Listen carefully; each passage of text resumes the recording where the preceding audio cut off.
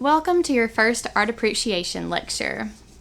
Let's jump right in to the subject matter of Module 1, the functions and purposes of art. Your objectives for this module are as follows. We're going to talk about the definitions of art and architecture, and then we're going to discuss their functions and purposes. We're also going to consider the role of creativity in visual expression. And lastly, you're going to think about how art and architecture work in your communities. Your book opens with a few pertinent questions that really cultivate a productive frame of mind for beginning to think about art and its purposes. And those questions revolve around whether it's necessary for humans to express themselves through visual form, to gesture, to dance, to draw, speak, write, or build.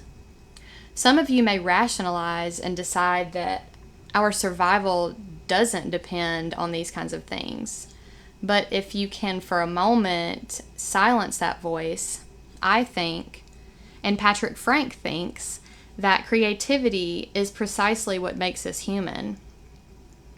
He says, the urge to make and enjoy what we call art has been a driving force throughout human history. Art is not something separate from us. And speaking of art history, our history, human history, this image depicts what are commonly referred to as negative hand stencils. And these particular ones were found in the El Castillo cave in Spain, and they date from more than 37,000 years ago. That makes them the oldest cave paintings in Europe. They may remind you of tracing your hand as a child. We actually don't know much about works like these. We can only speculate because they predate written history. These hand stencils illustrate that though we are far removed from our prehistoric ancestors, that we share a common thread across time and cultures, a universal interconnectedness through the visual image. I show you this hoping that it might spark a little magical recognition in you, that the impulse to express ourselves through the visual image is an integral part of who we are. But before we move any further into the realm of art, let's go over what you can expect in Module 1. Your assigned readings are Chapter 1, Sections 1.1 through 1.3, all of Chapter 2, and you will be responsible for reading this PDF about writing and research tips for art appreciation. You'll also need to be doing your lecture notes assignment. I hope you're already taking notes. And then you'll have 2 discussions in this module. One is the introduction and attendance verification discussion response, and then your normal reading response. So, what is art? Well, here's a response I've heard before. Art can be anything. But the missing element with that is intention. Or here's another one. That beautiful sunset is art. But the essence of that statement is really about beauty. And that's a really easy trap to fall into.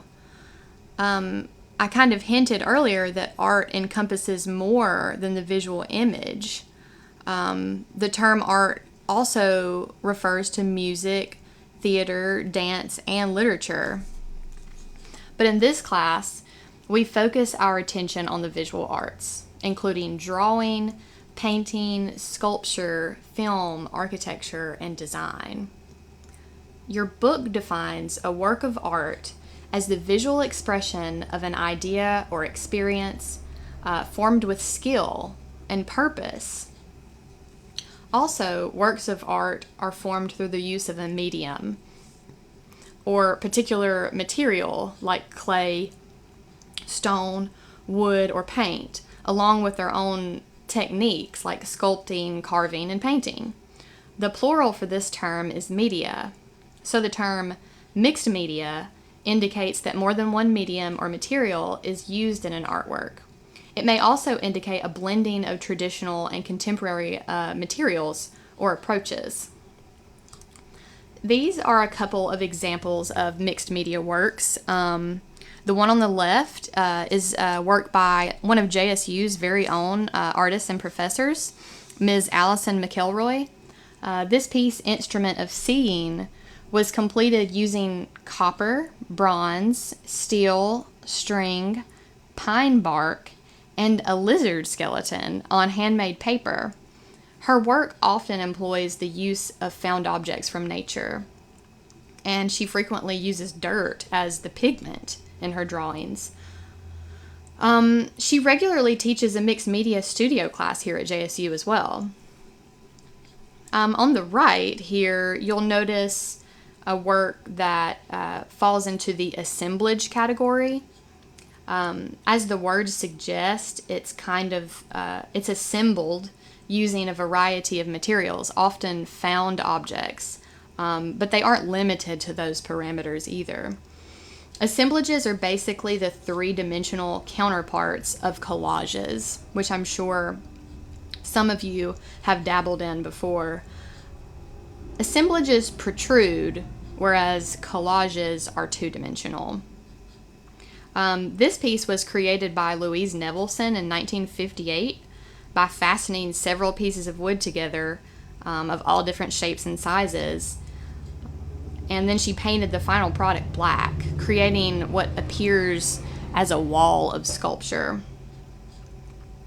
The first image that your book highlights is a mixed media work as well. Janet Eckelmann's work, Her Secret is Patience, is a large, distinctive public artwork located in Phoenix, Arizona.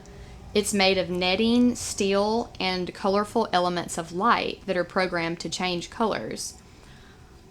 Citing the patience of the saguaro cactus as her inspiration, Eckelmann chose to illustrate its flower as the symbolic depiction of Phoenix. This massive work sways in the winds of the desert city, forcefully taking up space, yet seeming to float effortlessly.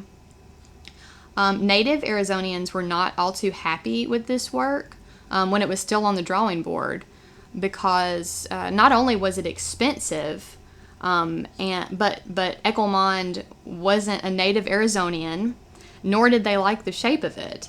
But eventually, the piece came to fruition, and it now serves as a distinctive visual landmark in the eyes of Arizonians and travelers passing through as well.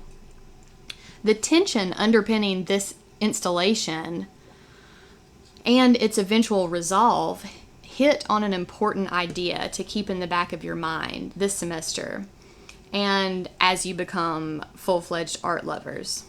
And that is to borrow from the author of your book that artistic creation is a two-way street. We create art, and then the art creates us, in the sense that meaning comes from the interplay, the exchange. We create, and then we are able to see ourselves more fully, more openly. And it also challenges us to think in new ways and to see in new ways. So in thinking about being open to new ideas, let's talk about what we mean by the term creativity. Your book defines it as the ability to bring forth something new that has value, something relevant, something that unlocks new ways of thinking. I often hear people claim, "Oh, I'm not creative." But creativity manifests in a lot of different ways. Although it certainly plays a huge role in making art, creativity also helps doctors treat patients. It helps scientists make new discoveries. And it helps us cope with adversity and challenges in our everyday lives. And this is because creativity has the potential to influence future thoughts and actions. In 2011, while studying so-called creative people from a variety of disciplines, the authors of the book Innovator's DNA identified 5 traits that appear to define creativity. The first of those is associating. which is the ability to associate or make connections between seemingly unrelated concepts or fields of study. Questioning. This means regularly challenging the status quo, inquiring why things happen the way that they do, and if changing them might lead to growth or better results. Observing is the next one, and it's about watching the world without judgment in an effort to gain perspective or new insights. Networking. This trait is about being willing to interact with new people and being open to connecting with them, especially when you have differing outlooks or opinions about something. And finally, experimentation. This is about a willingness to try and fail, and then to try again, try something different. So let's bring this discussion of creativity back home and think about some of the ways that these traits might translate to the subject of our focus, which is visual creativity. Associating could mean combining two or more different methods of art making in one work, or illustrating seemingly unrelated topics in one work or a series of works in an effort to express something new. And you could apply questioning to the same scenario. By combining methods of art making in an unconventional way, you are in effect questioning the established categories of art. Observing is as simple as carrying a sketchbook to a public place and drawing what you see. Networking in the realm of art is also easy to imagine. You create art and put it on display, or you go to a museum or gallery to view art and discuss what you see with someone you meet there, or you go home and discuss it with your loved ones. Creativity is as fundamental to experience and appreciating a work of art as it is to make one. Visual creativity is also about using images to communicate beyond what we can say. I can try to explain it all day, but ultimately my words are only rough translations of what clearly was best expressed through the visual image. So let's take a look at the images that your book included in this section on creativity.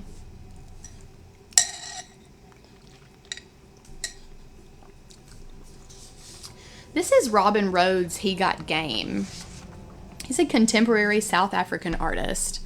And in this work, Rhodes photographed himself lying on the ground in a series of 12 positions that portray him flipping through the air to pull off an unbelievable slam dunk.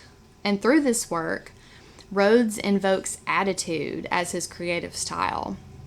It's fun and clever too, because it conveys awareness of established photographic techniques and combines that with the kind of low-tech chalk outlines that represent movement. Your book emphasizes how Rhodes' work is a good example of visual creativity that manifests out of simple means. In other words, you can be creative with few materials, or by using your environment and your body, or a combination of those things. Sometimes an artist may initiate a creative work with an idea, or other times the materials available or the creative process itself may produce the meaning or lead to an idea. Your book also includes this image by Romare Bearden in this section on creativity, noting that he used bits and pieces from borrowed pictures to create this mood of melancholy and longing. I think it appears in this section simply to illustrate the concept that creativity can be used or employed to express one's inner world as well. But going back to the notion of available materials and musing about the creative process and how that varies from artist to artist, we're going to talk about the difference in trained and untrained artists. Now, if I haven't conveyed this idea yet, let me be explicit. We all have the potential to be creative. Most of us have an impulse to express ourselves, whether that's through the clothing that we wear, or the way we decorate our homes, or the colors of our cars, or the kind of phone that we use, even. And we haven't required training to make those choices. They just kind of arise out of us based on a variety of factors, of course, of our environments, like our families and our countries, and the kinds of things we expose ourselves to on a daily basis. What I'm getting at is that while creativity can be cultivated and refined, and our skills to express that creativity can be enhanced, training is not absolutely necessary to be an artist. Traditionally, though, trained artists learned the ropes by apprenticing under master artists, and they were predominantly male because women were excluded from these apprenticeships. And this doesn't mean that female artists didn't exist in the past, they just often weren't formally trained and therefore not formally recognized. They worked more in other realms of art, like crafts, or they made folk art. Folk artists were not, and are not just women, though. Folk artists or untrained artists or outsider artists are all terms for the people who receive little to no formal art education. These terms are nuanced, though, because folk artists are generally recognized as working within a tradition, such as basket weavers or quilt makers.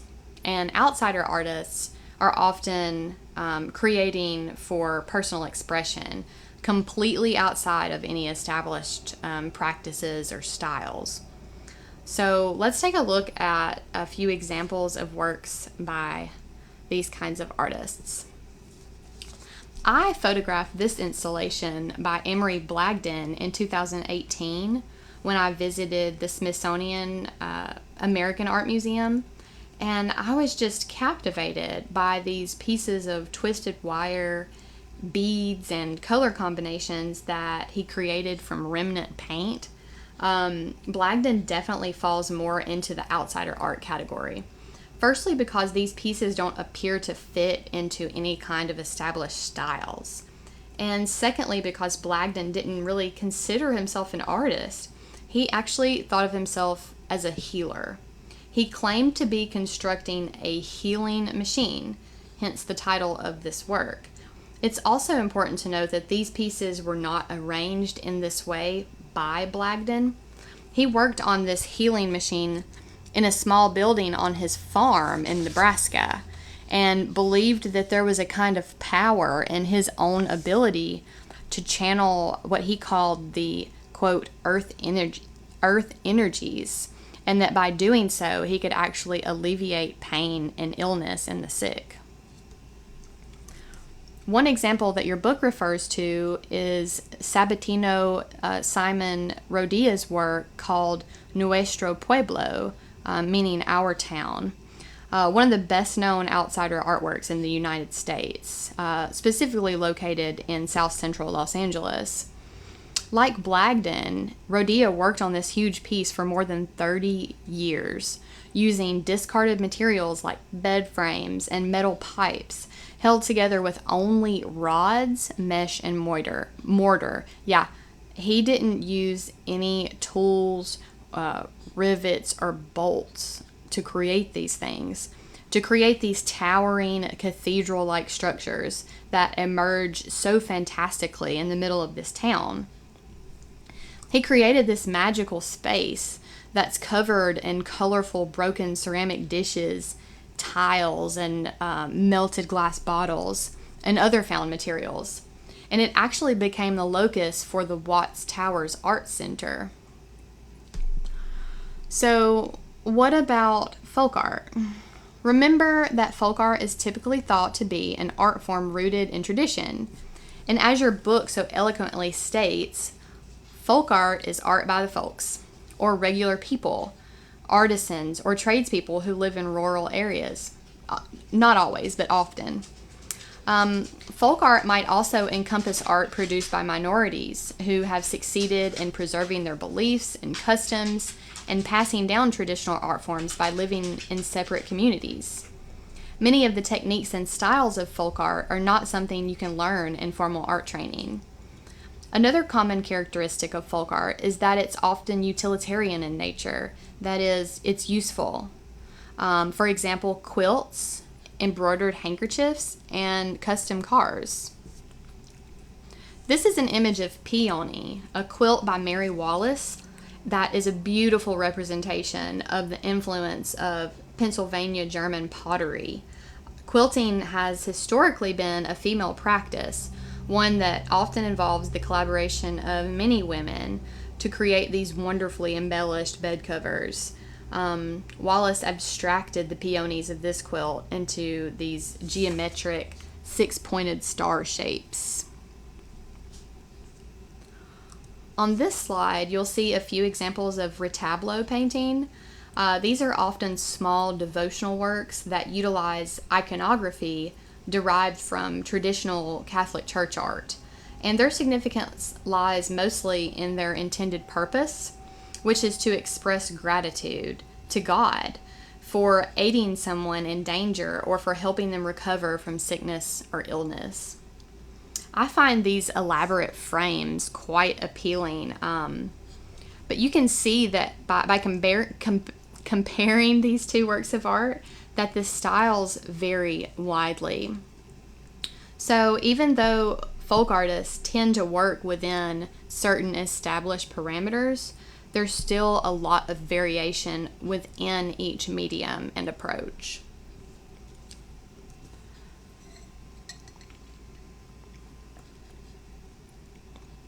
I'm sorry, I had to get something to drink. So now that we've touched on sections 1 through 3 of chapter 1, let's move now into chapter 2 and talk about each of the purposes and functions of art as your book defines them. Keep in mind that we are focused on what art means to the lives of viewers rather than what it means to the artists. So we'll be thinking about 6 main functions of art, including daily use, visual delight, communicating information, public and personal expression, that's 1, religion, and politics. And these functions are not mutually exclusive. For example, a work of art may be both visually delightful and useful, or it may be visually delightful and political, and so forth. So, art for daily use is probably the most overlooked or underrated function of art, and this is because we take for granted the objects that we use every day.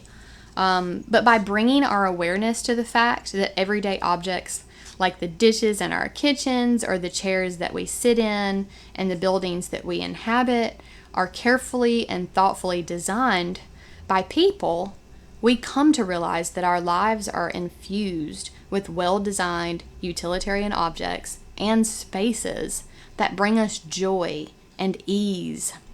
These objects often make our lives more efficient and also more pleasurable. Take, for instance, this comparison of an ordinary takeout container and Eva Zeisel's sauce boat with ladle from the 1950s. Which object would you prefer to serve your gravy out of? I mean, clearly there's a time and place for a plastic Tupperware container, but the point I'd like to make is that we have options that are much more visually appealing for these everyday objects, and that they really add richness to our lives. Zeisel's design here is so graceful and playful, even with this little feature here in the curvature of the spoon, that you can't help but appreciate her effort to jazz up this common domestic item. Your book mentions this conoid chair designed by George Nakashima, and it is a very interesting shape. It almost seems like it might not support you should you sit in it because it only has these 2 legs. But those 2 legs are supported at the base with these long pieces of wood that Nakashima designed specifically to facilitate movement across carpets. Additionally, it was his conscious choice to leave the natural wood as a prominent feature of the chair because he admires the spirit, if you will, of the tree from which it came. He has a respect for nature and his materials and wants to convey that respect with his end product, with his design, with the intention of his design. And I could not help but include this gorgeous 17th century chest that is part of the Met Museum's collection.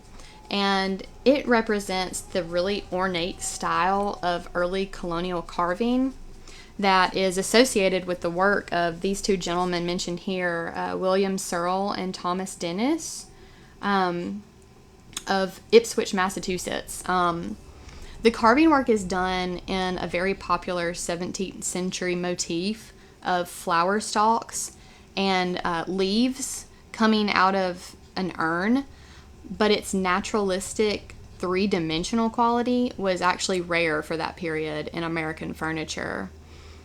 But think about this item as compared to a piece of dorm room furniture or some kind of pressboard shelving unit that you could buy in a box and assemble at home. Not that there's anything wrong with that, of course, but the beauty of a well-designed and carefully crafted object can really infuse everyday life with richness and pleasure. This piece in particular is an excellent example of embellishment, another concept that your book discusses. So let's look at this resist-dyed cloth made by the Yoruba people of West Africa. For centuries, they have been using this same technique where they take indigo to create deep blue dye to decorate their clothing. The patterns are created by the women. These pieces are worked on by the women of these communities. And they use a starch made from cassava flour to basically draw on one side of a sheet of cloth. And then they dip it in a dye bath. And the dye resists, hence the name, penetrating the cloth in those areas. So the result is this gorgeous variety of shades of blue in various repeating patterns. Another often overlooked, art form that is highly designed is architecture. Shelter is a basic need, so why not make it interesting, if possible? Now, you probably notice when you walk into a really impressive building, and you might also notice when you walk into a more institutional, completely purpose-built basic structure made from cinder block, and it's gray or white or cold and kind of depressing. But you might completely miss some of the subtler design elements that contribute to the aesthetics of other architectural structures. 20th century American architect Frank Lloyd Wright created this house in Hollywood by adding repeated elements of abstracted hollyhock flowers to this band of decoration that you see here in multiple parts of the home. And you'll also notice that there seem to be several outdoor living spaces attached to this home.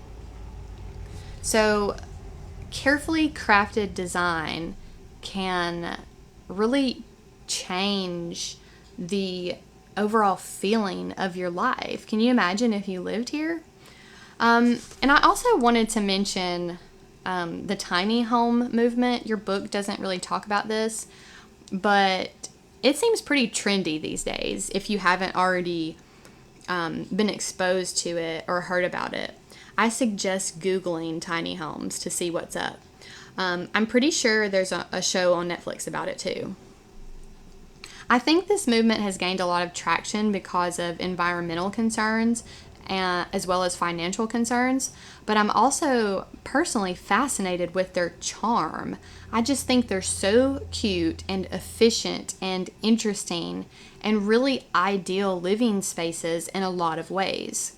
And it takes a very keen eye to design these spaces and make them function, especially if more than one person is living there.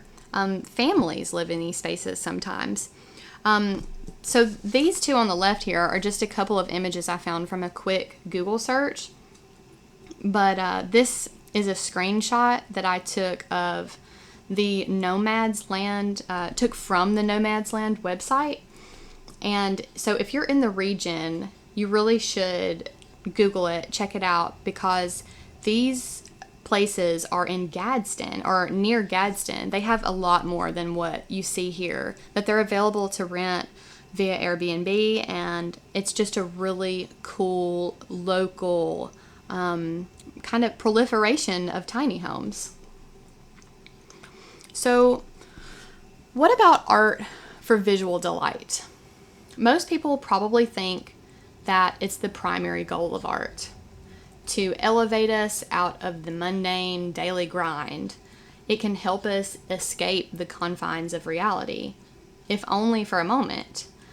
Visual delight occurs when we enjoy something for its own sake, rather than for any practical, political, or moral implications. And I think that I've dropped this term a couple of times already, but this notion of visual delight is intricately tied up in the notion of aesthetics, which is the branch of philosophy that contemplates beauty, how and why things are considered beautiful. Ultimately, it seems that most cultures can agree that beauty is something pleasing to the eye and to the mind, but the specific manifestations of beauty vary widely from culture to culture, and even from person to person. Now, your book proposes that we think about two different avenues of beauty, and those are idealism and harmony. So this slide depicts the notion of idealism, or perfection, or something close to perfection. Attainment of idealism was the impetus behind a lot of the art that came out of ancient Greece. You won't find much portraiture coming out of Greece at this time, because depicting real people would have been too revealing of flaws and imperfections. It's way too far from the ideal. You couldn't depict real people. Art from that period was not about personal expression at all. It was purely an effort to depict the ideal. That's why this sculpture here on the right of the charioteer is so solemn. He's completely cool and calm and stoic, and even more than just his face, but his posture. He's just like he's literally a stone column. Even though he just won a race, you wouldn't know it from the look on his face or the position of his body. Now, you may eventually encounter this mathematical concept called the golden ratio, which is completely over my head, but it has often been employed across time and cultures to assist in planning compositions and architectural structures.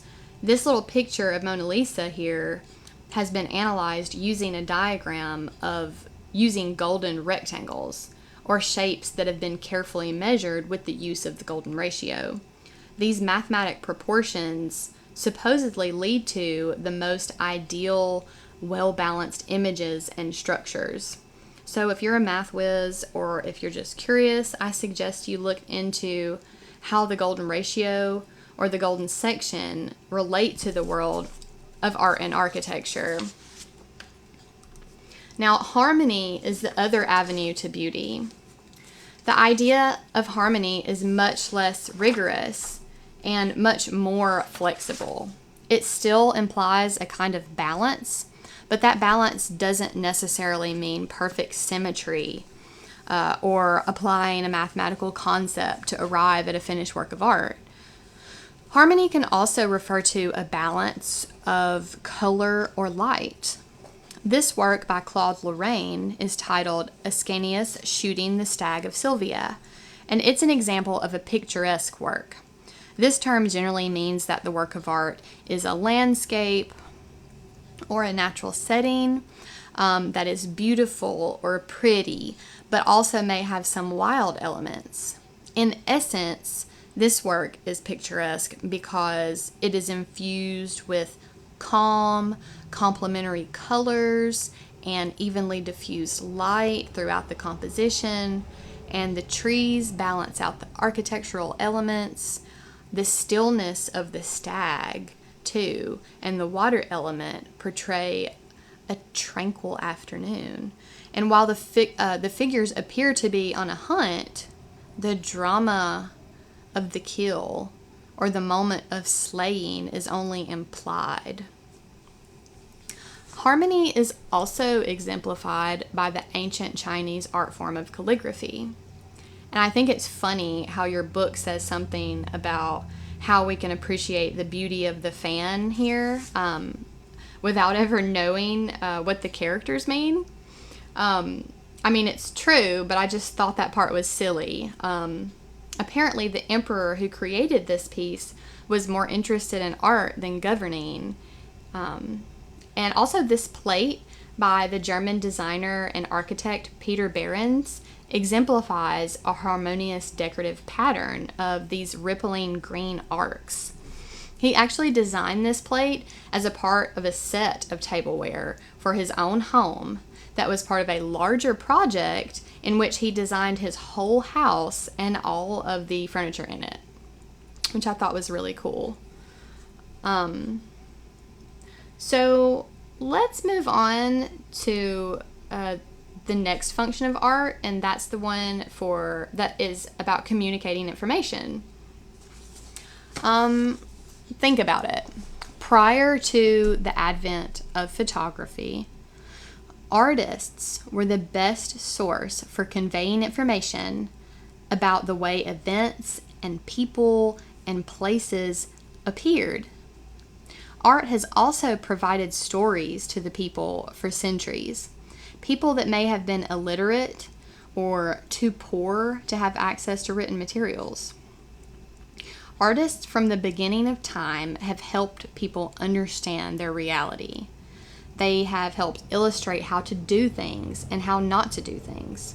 Artists have also been known to reveal hard truths to the cultures that they depict. But let's start with stories. A lot of art tells stories. Even artworks that you see by children depict stories. This is clearly a story about their happy family, and their little dog is about to fall into the ether.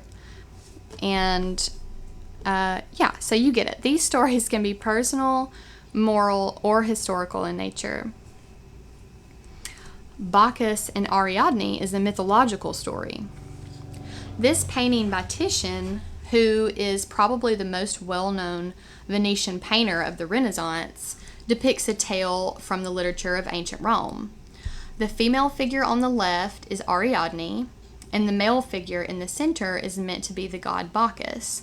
So basically, Ariadne was deserted by her lover, Theseus, on this island, and the god Bacchus comes rolling up, leading this procession of revelers, and leaps from his chariot to protect her from these two cheetahs that lead the procession, who in the composition, to me, to be honest, don't look that vicious. But he didn't even have to lead the beasts like that, though. I mean, let the wild beasts lead the chariot like that. But nevertheless, Bacchus becomes enamored with Ariadne, and he promises her the entire sky. And Ariadne looks a little apprehensive about this via that hand that she has thrown up in the air. But after he promises to raise her to heaven and turn her into a constellation, she probably swooned for him. Not to mention, this work is just beautiful. Other stories told by artworks are not so fantastical. Sometimes they reflect the daily lives of regular people. Sometimes artists share these stories in order to connect their human struggles and triumphs with others in an effort to broaden their perspectives or to reveal hidden truths or hard truths. Because sharing stories is one way that we cope, that we survive, and that we celebrate our continued will to live. In this image, well, you'll recognize this image as the cover of your textbook. It's called Auto Construction Suites, and it's actually a huge installation at the Walker Art Center in Minneapolis. Cruz Villegas, the artist, wanted to share something of his personal history by creating this work. It may look like a heap of junk, but by gathering these objects and fastening them together and creating this space, Cruz Villegas is actually telling us that this is the way that his family home was constructed for real on the outskirts of New Mexico. Gosh, I'm sorry guys, of Mexico City. His family was in such an economically unstable situation that they had to build their home using whatever materials they could find. I mean, you can see televisions here and ladders and shirts tied together to connect elements of the architecture. You can see old chairs and ladders and desks arranged somewhat whimsically here.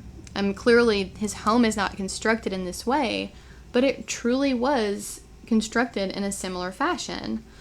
So the result was this kind of patched together or haphazard construction.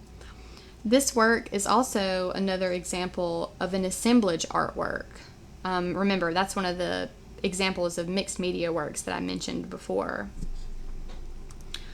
Carrie Mae Weems' work, Man Reading Newspaper, from her Kitchen Table series, is a poignant photographic series that reflects the artist's own life as well.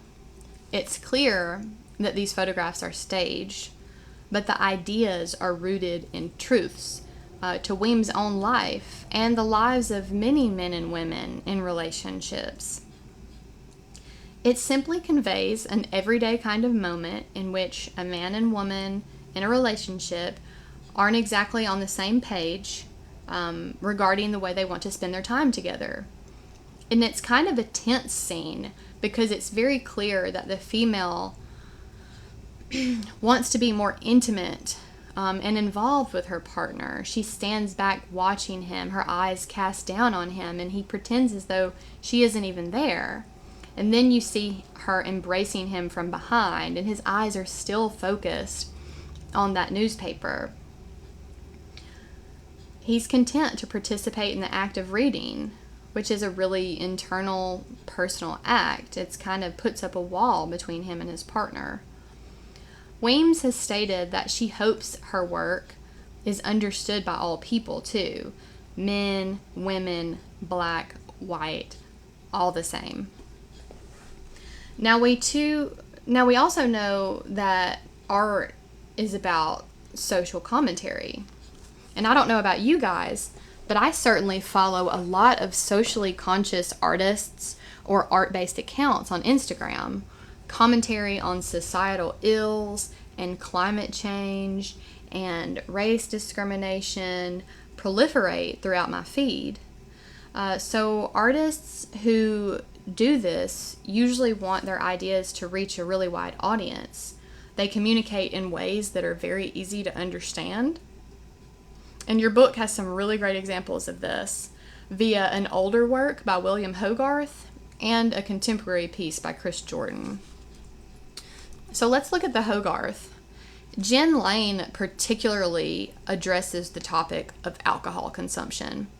But Hogarth is one of the most well-known satirical artists of the 18th century, and he created a lot of work about a variety of topics. Another common characteristic of art that is about commentary, in addition to being easy to understand, is that it needs to be widely accessible or affordable. If you want your point to get across, the people have to be able to purchase it and to see it. So Hogarth's work was widely popular because it was mass produced via prints. And some say that he may even be the most significant English artist of that generation. Jen Lane specifically illustrates several of the potential effects of excessive drinking. The main figure sitting on the steps here is so focused on grabbing her pinch of snuff that she drops her baby. She literally drops her baby. The figure to the right in the lower corner appears to be dead, and his poor dog is going to be all alone. But this guy is holding a jug and a cup that's tumbled over, presumably because he's either dead or almost dead. Then you see this pawn shop area on the left where people are coming to sell their possessions so that they can make money to buy more alcohol. And perhaps the spookiest, saddest, most haunting element is up here in the top right corner, where a man has hung himself because alcohol has ruined his life. At least that's the suggestion. You also see these people fighting in the streets, and you see a coffin suspended here. All these scenes of kind of depravity and destruction, or violence rather, and death, are all part of Hogarth's commentary on the evils of alcohol. He was really well known for these moralizing works, and he really hoped that they would have an effect on the population.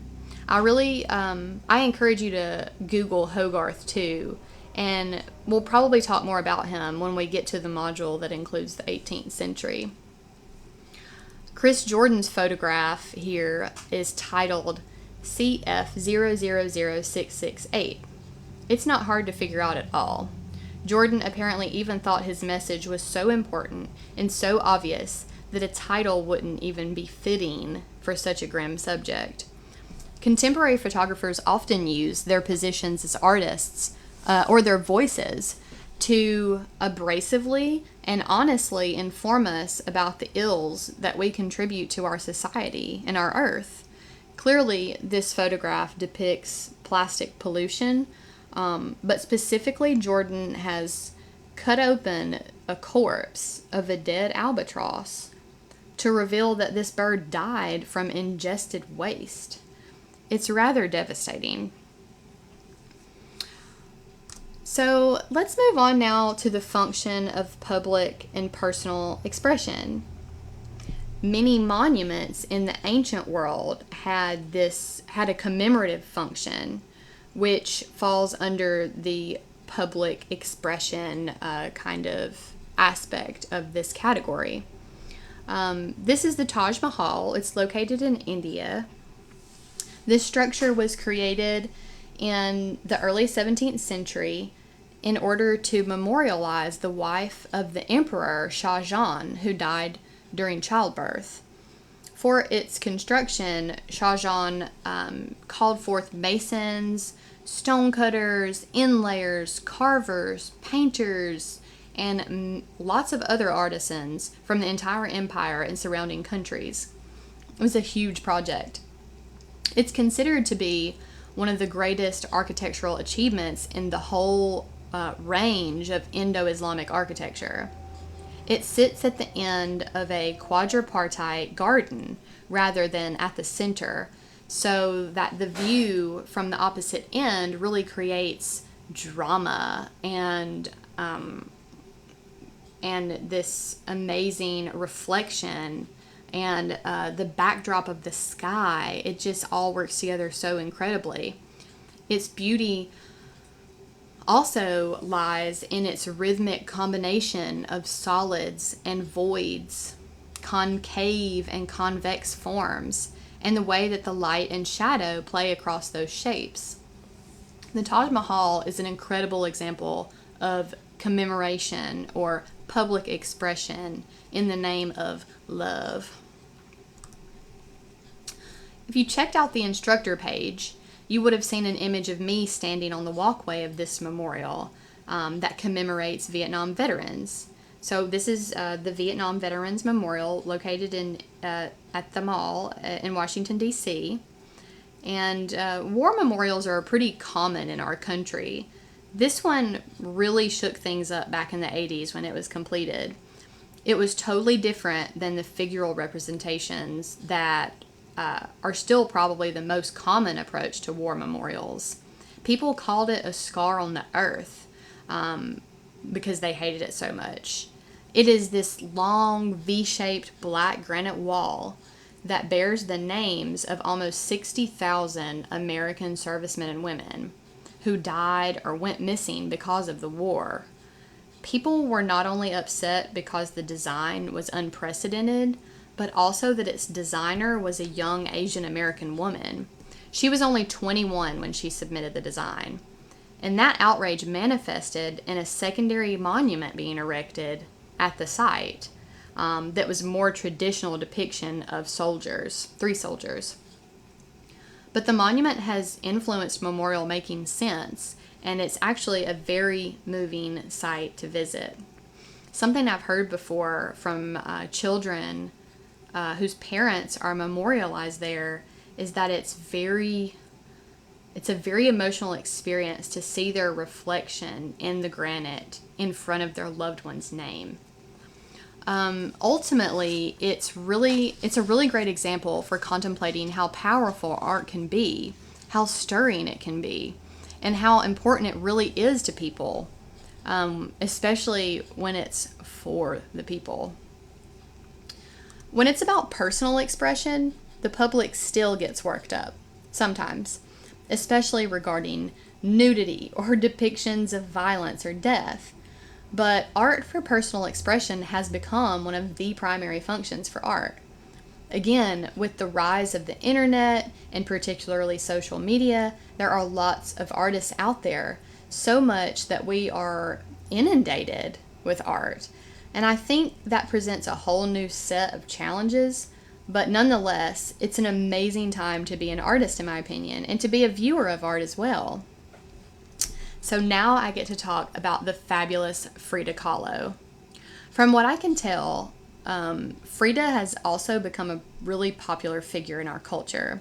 Maybe it's just me, but I'm going to be very interested to see if any of you like her or her work, and if you talk about her in the discussion area, in the discussion responses, or in your projects. One of the most characteristic features of Frida Kahlo's work was that it was riddled with depictions of pain. This is because she suffered a terrible internal injury after being in a bus accident, and this just led to a lifetime of suffering and repeated surgeries and medical treatments. Kahlo also had a tumultuous relationship with her husband, the famous artist Diego Rivera.